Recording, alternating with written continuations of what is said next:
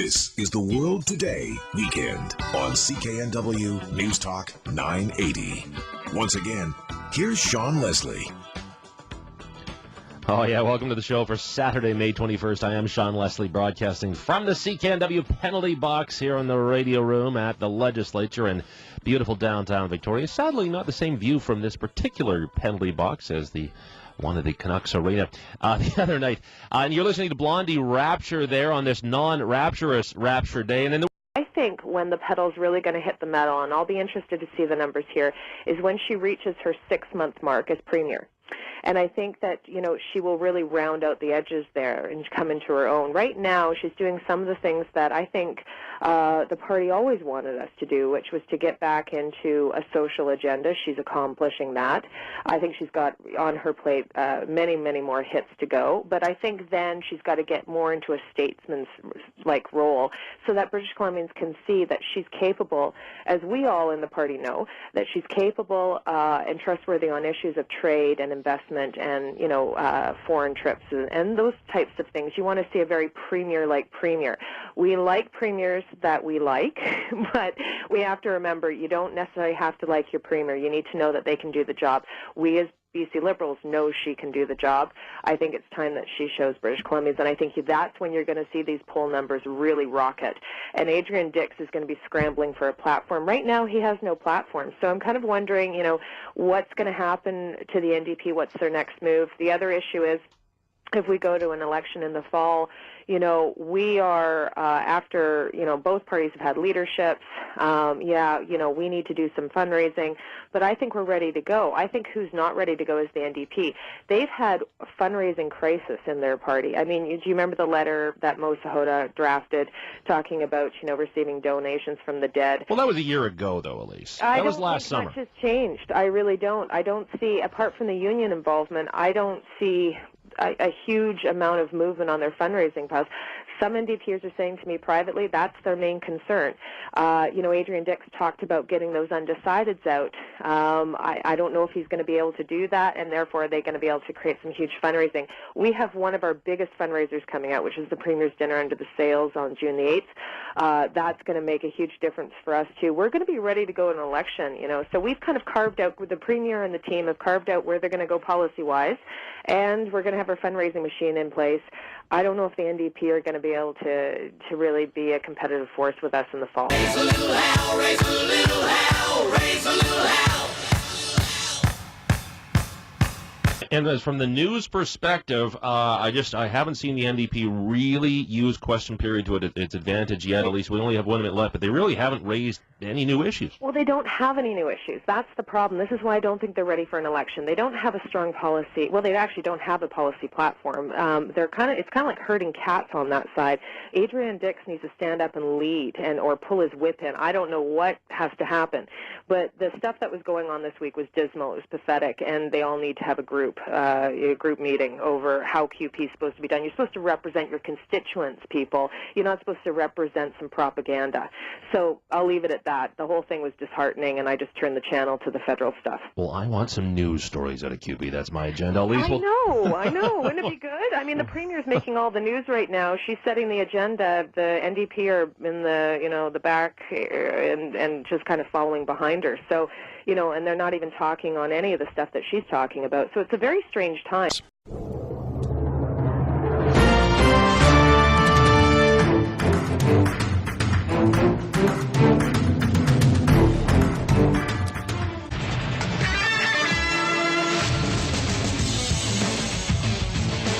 Now, Straight Talk. Murray Langdon on C-FAX 1070. He is the host of Public Eye Radio, heard here every weekend, Sunday mornings, 8 till 10 on C-FAX 1070. Also the editor-in-chief of PublicEyeOnline.com. Sean Holman joining us in studio. Great to have you here. Thanks very much, Murray. It's always great to have you on the radio after you've been on the radio, but it's been a busy week. It has. And for readers of not only the website, but the Globe and Mail, very interesting story came out, penned by the one and only Sean Holman. Not all is happy in NDP camps. Well, this goes back to actually December, mid-December to be exact, when a fellow by the name of Ron Johnson, just after Carol James resigned, sent a letter to Mo Sahota, the party president, and Jan O'Brien, the party secretary, calling essentially for the dissident MLAs to be subject to some kind of censure, some kind of disciplinary action. And what would that look like? Well, it's also important to realize as well, before we get to that, is Ron Johnson isn't just sort of a minor party member. He's actually the founder and strategic advisor for a big communications firm called Now Communications that does most of the NDP's election advertising. Including the Christie Crunch ads, if I'm not mistaken? That's exactly right. So this is not a small fry calling for this kind of disciplinary action. This is someone who is significant in the party calling for this kind of disciplinary action. And what this letter laid out is it suggested that the dissident MLAs somehow be censured, and they also, if they demonstrated further disloyalty, would either have their memberships in the party suspended, or perhaps they wouldn't get to run again as NDP candidates in the next election, et cetera, et cetera, et cetera. And this was submitted to Jan O'Brien and Mo Sahota, basically as a submission as well to the table officers of the NDP. Now, the question then becomes, well, what did happen to this particular call for disciplinary action? Because it's sort of been out there for the past couple months. Out there for the past couple months is the new party leader, Adrian Dix, has been saying everything's hunky-dory internally. It's difficult to say what exactly is happening with that letter at the present moment in time. I talked to the party secretary, Jan O'Brien. She said that the NDP was, dealing with it, that party president Mo Sahota specifically was dealing with the complaint. So he's owning this issue.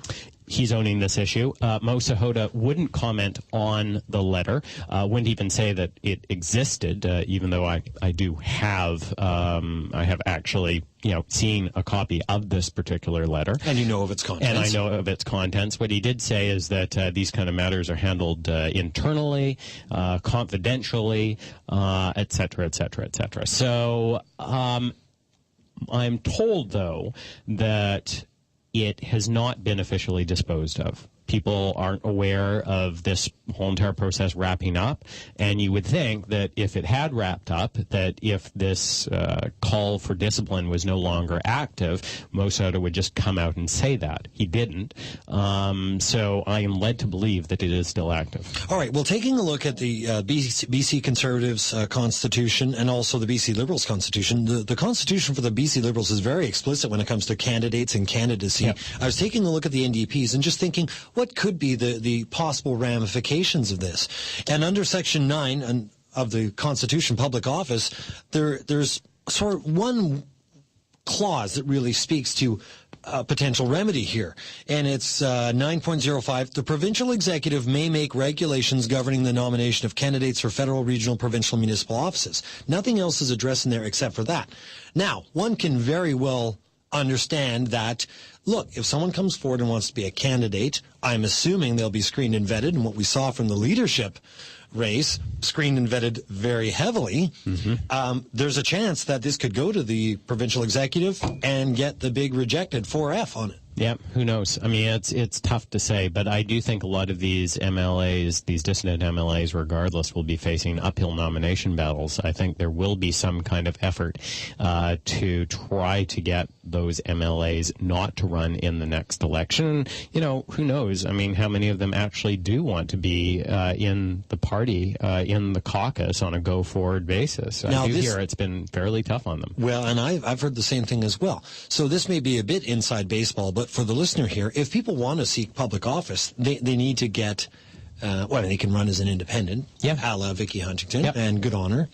But let's say they want to be affiliated with a party.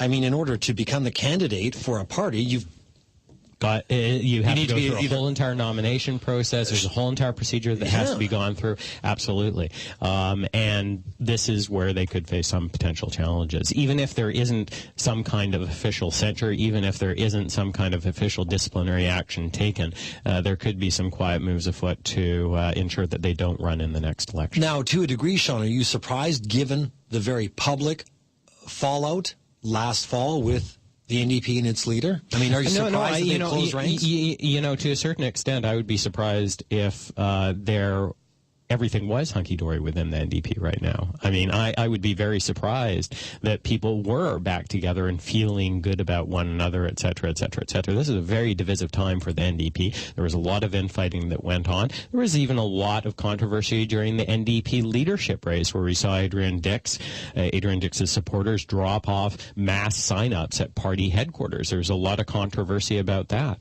So I would actually find it surprising. Membership forms were delivered to the party's headquarters, but thousands of them allegedly contained significant irregularities. They didn't include the necessary $10 membership fee. This is exclusive video shot yesterday and obtained by CTV News. It shows MLA Mabel Elmore attaching $10 bills to membership forms in what may be a violation of the rules. Insiders who were there tell me there were piles of membership forms and bags of money. Elmore says she didn't believe she was doing anything wrong. 5 of the 6 leadership candidates have now filed formal complaints with the party. Because there were some accounts that, forms were dropped off without, there being money attached and money was brought in separately, but can you speak to that at all? No, it's my submission that, certainly we don't feel that there are any discrepancies, and so we're waiting to hear the decision. So, Jim, I guess the question is, are these memberships going to be allowed to stand? Well, yes, Mike, they will be allowed to stand. The party has just issued a decision on this controversy, and they are now saying they're changing, or at least clarifying, the rules as it relates to these. Thousands of memberships will be deemed valid, even though that necessary check or cash wasn't attached to them. I just got off the phone with Harry.